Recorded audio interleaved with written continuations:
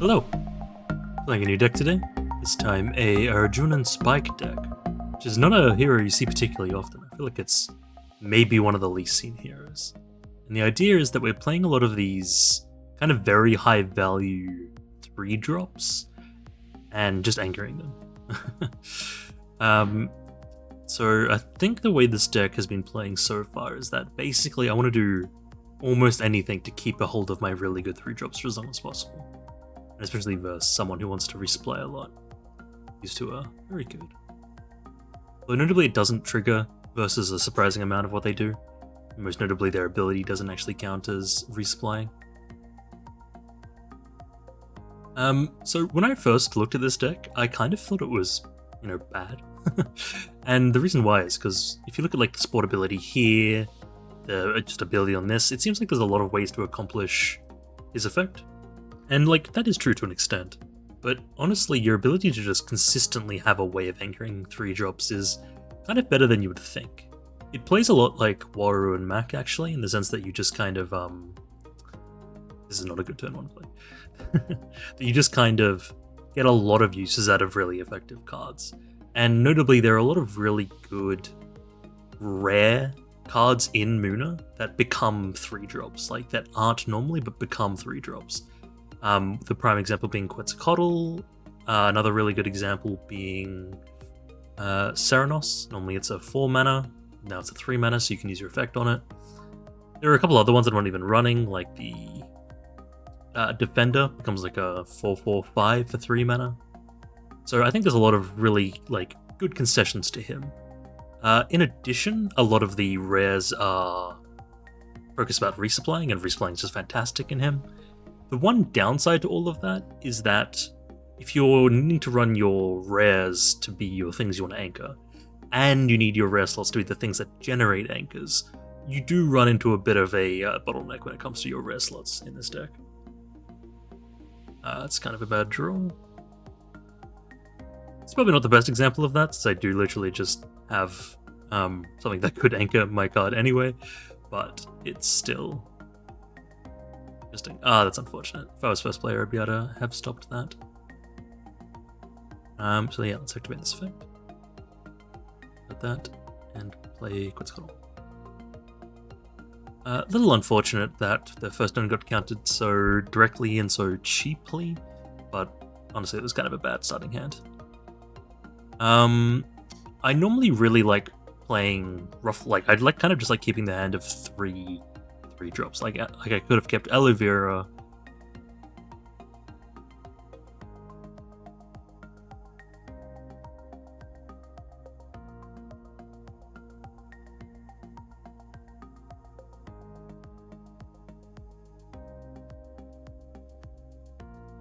So yeah, as I was saying, the deck feels very similar to Waru and Mac.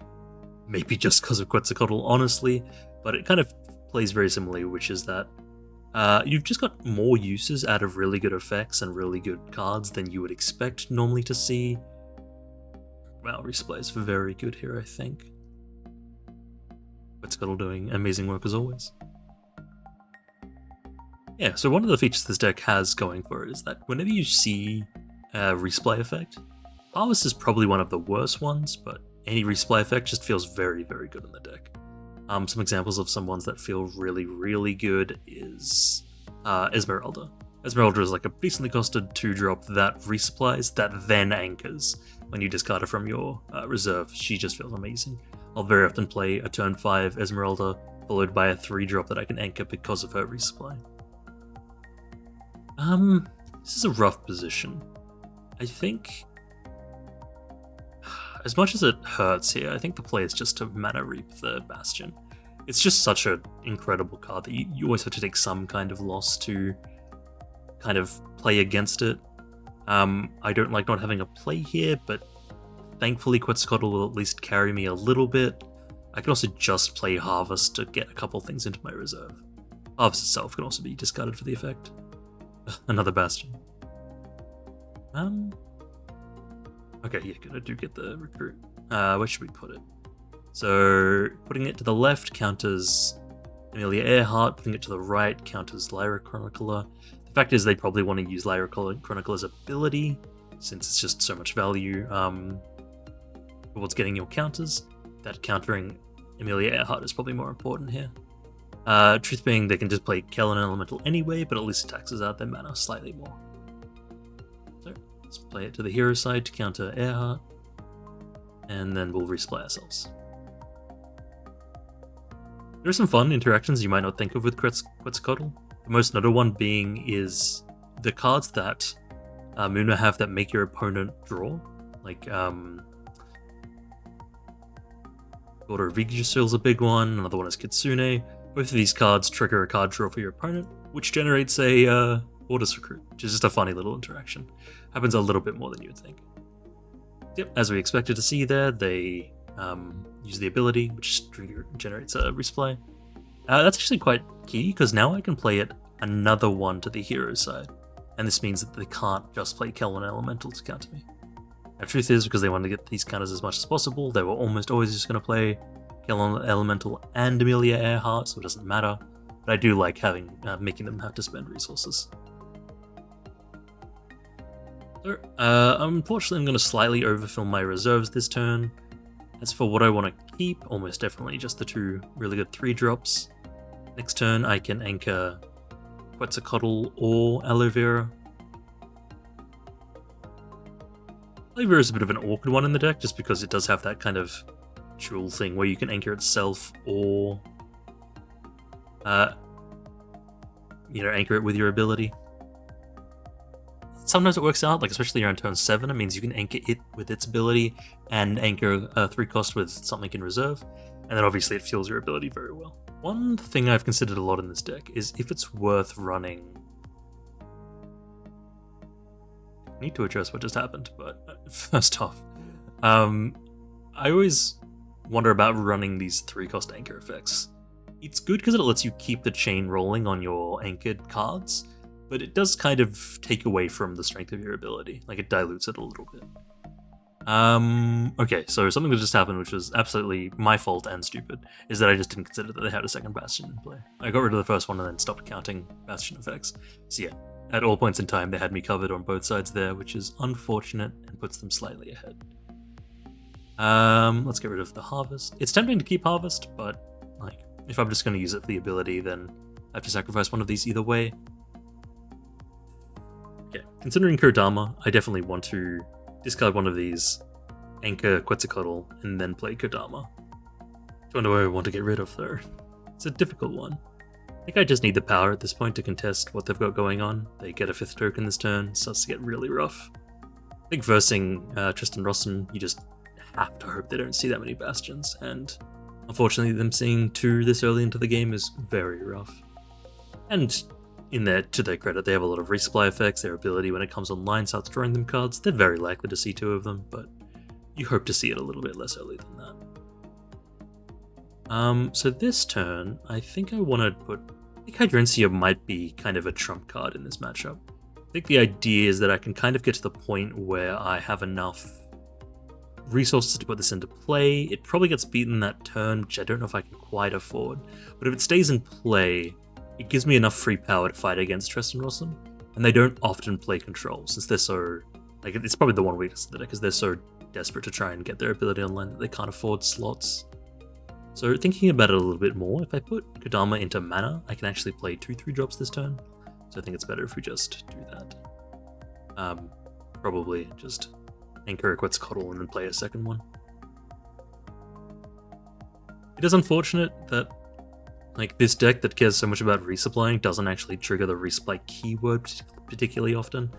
The main ones being Bastion, being the Lyra Chronicler, and then a few cards they have trigger the resupply ability on your Bastion. But their ability doesn't, their like Add a Lovelace and these kind of effects don't. Although, having just said both of those effects, they both trigger a natural card draw, which does put Quetzalcoatl counters into play.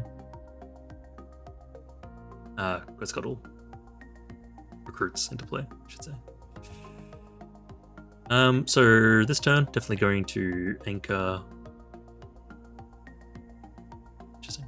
That's a weird inclusion that I've not seen in this deck before. I guess it makes some amount of sense, but it's a little odd. So I'm going to play from the reserve I don't have a big reason for this. I suppose number one is that means this Quetzalcoatl will end up in reserve next turn, so I can use my ability again. It's a big consideration, is what ordering gets you your ability next turn. Because if I were to, for example, discard Aloe Vera to play Quetzalcoatl from my hand anchored, and then play this one from reserve, I wouldn't have anything in reserve next turn. There's a fair consideration here to be made to play Aloe Vera, especially considering I am on water, but I think Quetzalcoatl stands the chance of blocking, which is quite important. Discard that. Play this, and then have the other Quetzalcoatl in reserve. Honestly, I have been enjoying this deck way more than I expected. It just feels like a very, kind of thoughtful way of playing Muna. Without being too disrespectful to Muna players, I do feel like the base Muna deck is sometimes a little bit linear in terms of its strategy. You just, play plants, play things, and why didn't they activate their ability? Oh, whatever. Alright, I'll pass that.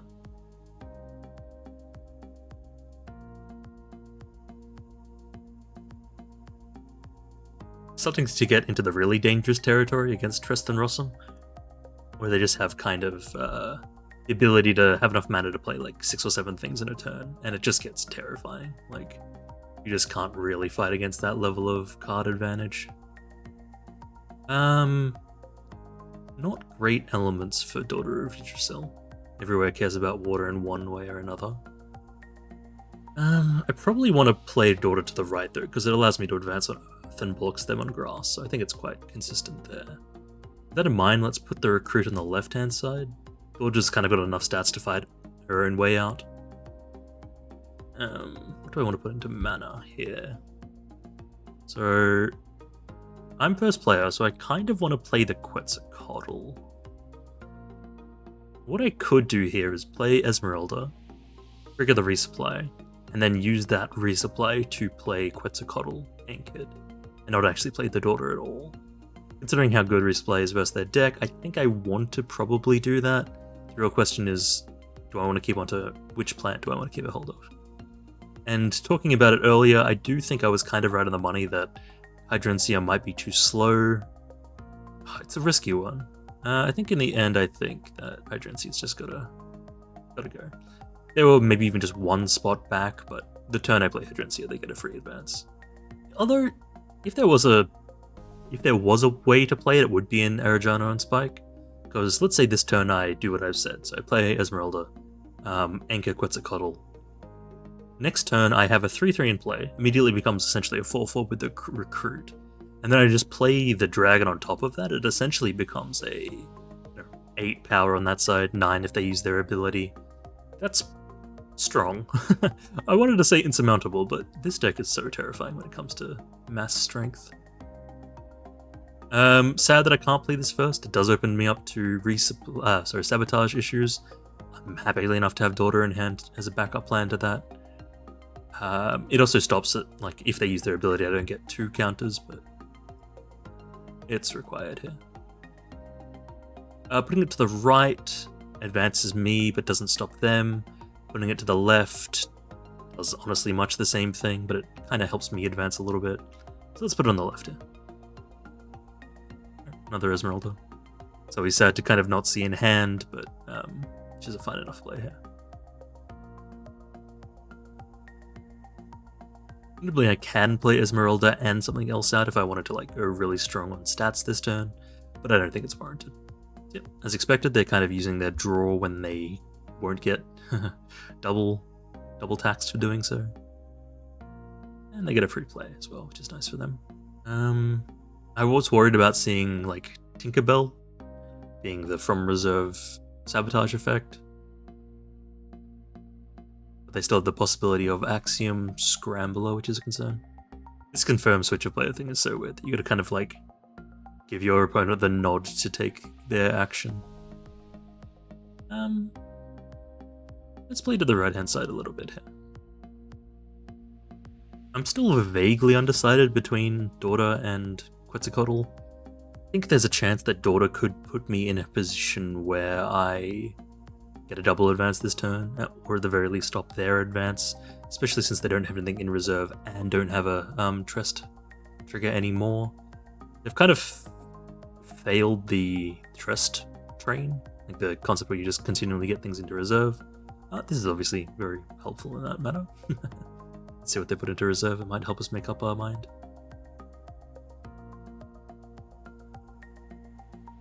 Okay. They probably don't play that for the resupply. Just because it's gonna like give them negative stats if they do so, but they might feel threatened enough in this position that they need to. In terms of its stat line itself, putting it to the left gives them 5 power, 6, 7, 8 in water, and on grass, the thing that I'm losing on anyway. Notably, Quetzalcoatl to the left here doesn't do anything meaningful. It would lose to them playing the Chronicler, so I think we just get rid of Esmeralda. Sadly, say goodbye to our free anchor here and put this to the right. What we could have done is we could have discarded Quetzalcoatl, played Daughter of Yggdrasil, anchored, and then played the Esmeralda. That gets us an anchor to next turn and gets us a, like, uses all our mana correctly, gets us maximum power in play. But this is kind of me acquiescing to the fact that Quetzalcoatl is just a very strong ability. It's an interesting thing to see. I think their plan here is to play Lyra Chronicler to the right. Keep that in mind. It gets them the advance, even if I still advance on Earth.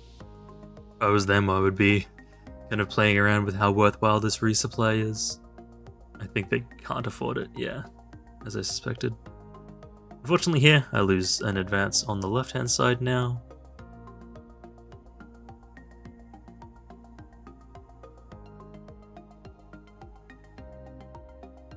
Still, we have Sacrifice fodder for next turn. We have Daughter of Yggdrasil as a nice target. Another Quetzalcoatl is very good to see here. And especially with Aloe Vera, it lets us... where should we put this? I think we put it on the Companion's side. No, we put it on the Companion side. So, yeah, the reason why Aloe Vera is very good here is because I can anchor it for 4 mana, in addition to playing Quetzalcoatl, anchored with Esmeralda. That gives us very strong momentum going into next turn. Unfortunately, that means that Daughter of Yggdrasil's got to go away, but sometimes you take the loss.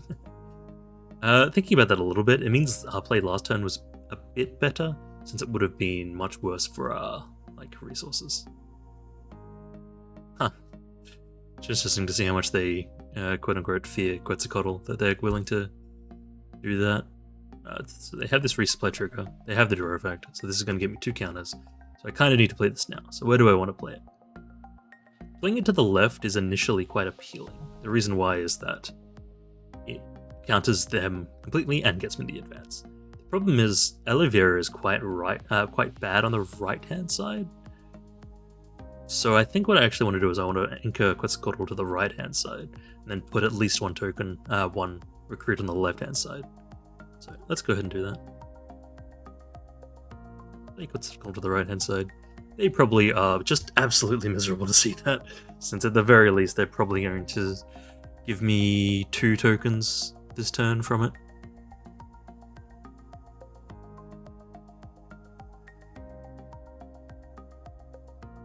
Just abstractly, it's interesting to see the way this works in terms of the game mechanics have altered, which is that they draw the card and then put it into reserve, and then I get the recruit. It's how you'd expect it to work coming from most games, but it is an interesting point to note. So with that in play, we still have the ability to anchor Aloe Vera. This is amazing, gets us the resupply for free, which we really need since we wouldn't have anything in reserve this turn. However, Athena is scary to see. She's not as scary as if they were to have a second Bastion, but it's still worrying. She's just a lot of stats for her cost. So they're not winning anywhere this turn. They are blocking me on Earth. Putting Aloe Vera to the left here threatens an advance on water, but they can counter that with Athena. So what is likely to happen this turn is that I get no advance and they get an advance. It's not what I want to see. This deck is just terrifying. The Tristan Rosen one is just so much value constantly. Hopefully they start to peter out of resources a little bit between if they use Athena here to ensure that happens. They only have quote-unquote 2 cards left, but I don't think they're in a terrible position. So me going into next turn with double anchor is very good here.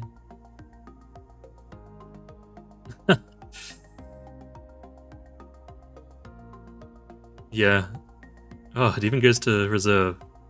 That's not good for them. The reason is I have first action next turn. I'll have a thing from Aloe Vera, so I can just immediately play an Anchor Quetzalcoatl. And this Kelon Burst stopped them having any ability to, like if they had just played out Athena, they would have gotten advance for free on me. It does cost 3 of my mana next turn, but I don't have that much things in play. It does stop me getting a 1/1. Unfortunately, here you kind of see the weakness with this deck, which is that at the end of the day, it is running a lot of path. I'm not going to put any of these in mana. So yeah, like, you see a lot of things like Muna Caregiver, a lot of things like Esmeralda's fantastic, which is still chaff, quote unquote. Muna Druid is another one.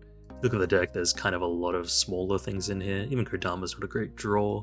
So you do end up in kind of a situation where you can go quite strong at the start when you've got very powerful things like Quetzalcoatl, Aloe Vera, Serenos, but you kind of, towards the end game, a little bit run out of steam. I think a rare version of Verdant back would make that go a lot better, but I don't actually have any. Which just seems to be a recurring theme. I could probably see dropping Hydrangea for that. Alright, so in this situation, because we have Muna Druid, we don't have to anchor with our ability.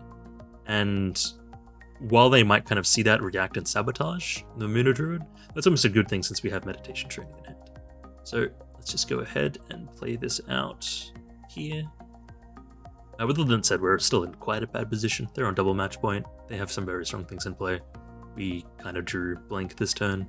We have to hope this goes well for us, especially since Muna Druids have such a strong weighting towards grass and they don't care about grass at all. Same for our water being on the non-water side. We have a lot of bad stats in bad places. Saving Grace, this is only 1 power for them since it'll resupply us. This Axiom Salvager. I get a free card draw now. But I suspect they're going to be able to get at least a single advance here. It's interesting. That to me says they're kind of playing to next turn, since they don't actually get to use their ability here. It wouldn't be shocked if they didn't play it for free, so they could play 3, 4, 5, 6, 7. Nope, they play it for free. That's an interesting signpost. That just says to me that they're not trying to win the game this turn. Don't know why they wouldn't, but that's what it says to me. Let's put it on the companion side. I don't have the most thoughts about that in the entire world. Something vaguely about if they play Athena, they'll have 5 stats there, and then I can counter it with another resupply trigger. This one. Oh no. That's the last thing I wanted to see. Athena is so much raw stats for her cost, just 4/4 on the relevant stats here for 3 mana, which is now 5 because of the damn Bastion. I suspect that spells my doom. I want to try and do something clever here with the boost off this, but it's just statistically worse than playing both the Muna Druids out. My thought here is I play... So I can't beat this if they play optimally, which is to say 1 on each side. I just can't beat that. But if I can try and bait them into not doing that, that's my only path to victory. And the way I bait them into not doing that is by putting that here. But no, they can just play it anywhere. They can just play literally both of these anywhere and they win the game. This still vaguely tries to bait them into playing suboptimally somehow, I want to say. I want to fool myself into believing. Notably? This is a very small notably, but I will advance on the left-hand side with grass. So is there any chance I can advance on the right-hand side on grass? Yes. Will this go to a tiebreaker? Not if they just play the second one to the left-hand side. So if they had played the Athena to the right-hand side here, instead of the left-hand side, I would have been able to force a tiebreaker by getting the double advance. Probably. I don't even think that's true. I could have just played both Athenas to the right-hand side after seeing my Muna on the left-hand side. Alright. GG. I fought hard. I think I fought hard here. I think I did very well versus what I would consider a very good draw with double Bastion into double Athena on the last turn. I did have the benefit of Quetzalcoatl being slightly good versus their deck, but not even fantastic. GG. So yeah. To wrap it up, Muna and Spike is a very fun deck. I think it's quite interesting. I think it fights against itself mainly on the rare slots, although I can't even really say that for certain. The main reason being I just don't have enough res to really say that's for certain. Like, I could probably see myself dropping Aloe Vera, taking 3 copies of the Verdant back, probably retooling this a little bit. I don't think I need Muna Caregivers. I think even Muna Druids are a bit bad. But like, want is to keep anchoring your 3 costs, but I don't think you need to do that. I think just keeping up a stream of value 3 drops is gonna be better than playing these smaller things that anchor. A couple more resupply things would be nice. It wasn't really a factor this game, but oftentimes you'll hit a turn where you can't keep that resupply train going. Esmeralda is so key for that. I think she's, like, honestly one of the best cards in the deck. I think, honestly, something that I keep having with most heroes in Altered is that you kind of see them, you kind of read them, you kind of think, that's not that good. And then you play them and it feels way better than you expect. Arjun and Spike is a big one. The Izmi hero that gives things +1 boost when you play spells. Even my personal favorite, Lindway and more. All of these cards feel like they would just lose out to a lot of things, but they feel really good and really fun to play. And most notably, especially for those 3 I just mentioned, they're heroes in want of more. Like, if Arjun and Spike had a few more really good 3 hand cost things, or a few more good cheap resupplies like Esmeralda, like even like 1 mana resupply would be amazing, even if it was terrible stats. Although you might run into the Muna Caregiver pool. I think this deck is very close to greatness, and in a couple sets time it might be very, very good. And it's a lot of fun to play. Balancing that you have to play small things, and then you can sacrifice them to anchor, and then having those really fun 3 drops in play. Quetzalcoatl is an amazing, very fun card to play. You have to think a lot about where to put his abilities. Something like Serenos and Daughter of Yggdrasil, it's just very fun to see like this massive thing come into play and stay in play. I think Rare Verdant back would very much have that same effect. Again, it costs 3 from hand for a 4/4/5, which very, very good stats. Overall, deck is very fun. I think it's got a lot of legs. I think if you're playing it not against some of the strongest heroes in Altered, you would have a very, very good time with Arjun and Spike.